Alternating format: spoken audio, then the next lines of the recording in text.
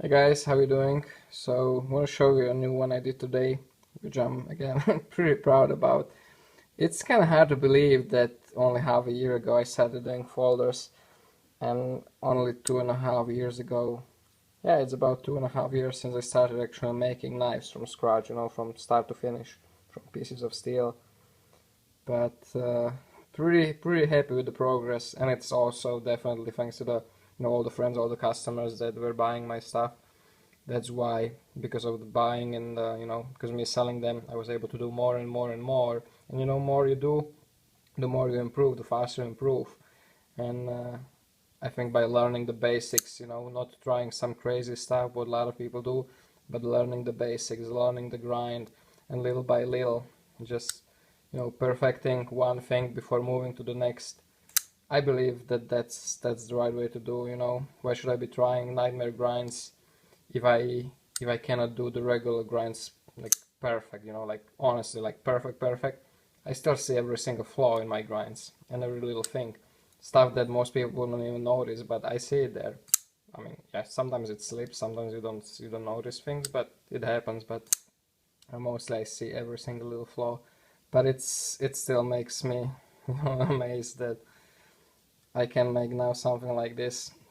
This one is more of elegant. You see that really cool satin grind on it with very big swedge. That swedge was a nightmare. It was so nerve-wracking and it was tricky to do because it's pretty shallow angle, or like, the angle, yeah, shallow, very acute angle.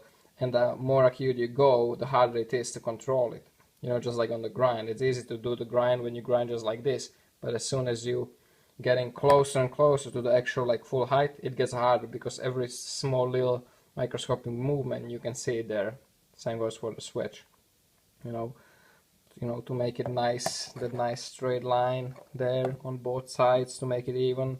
It was pretty tricky and came out pretty nice and even. There's small little this here. It's not perfect. That's what I'm talking about. That's that thing. It's not perfect. I'm just learning those wedges, and it's gonna take a while, but it's actually pretty nice, and like it's pretty cool. Put a little jimping here. Nice little chamfered. Let me grab the chair here.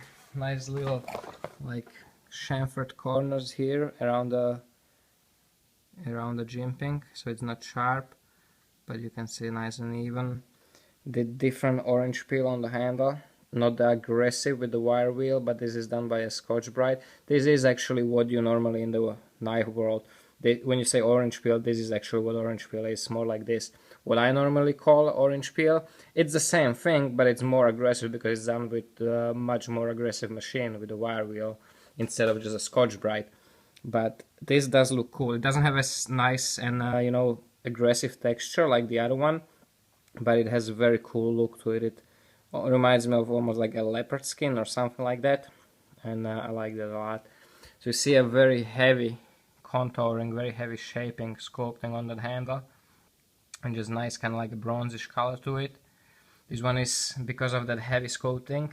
I can notice the symmetry of it. That's what makes me happy too. It's pretty nice when I can nail it like that, nice and symmetric, pretty much everywhere. Even here up front, everything is just perfectly symmetric. Nice action. Flies open. Either way, if you just press on, or even when you just slide backwards like that, that's also nice. So it's almost like a really nicely concealed carry, but done by my style with that different angles contouring on a wheel. And I just love the overall look. I think it's just a good looking knife. This one actually is going to a little trip to my buddy Josh, see if he likes it, what he thinks about it. I want him to check out my knives, and I'll see if he will keep it or if it's not his taste. He never had anything like this, he's mostly into the beefy blades, but I want him to see it. I want to see if it's something he would be interested in. No, don't ask me to send you a knife too to check it out. He's a special friend. So little blue clip, also orange peel, just to go with the you know, a little offset in the color. Also the light relief has slight little tint of blue from when I was hitting it, you know, like kind of like a heat tapering with the light relief. I left it there.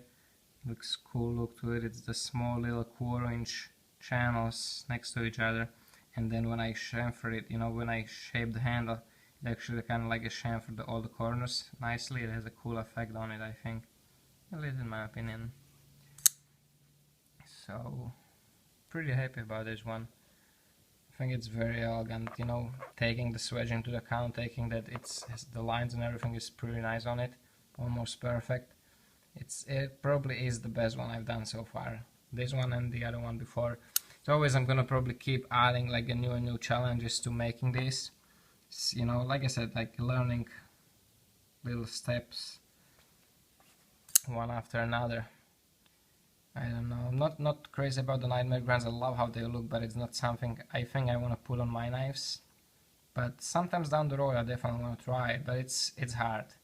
Nightmare Grind, you know, if you're not really skilled, you know, like the really good knife makers like Mick Strider or Kirby Lambert and, you know, many other ones, it just doesn't look good. It looks like, I think it looks bad.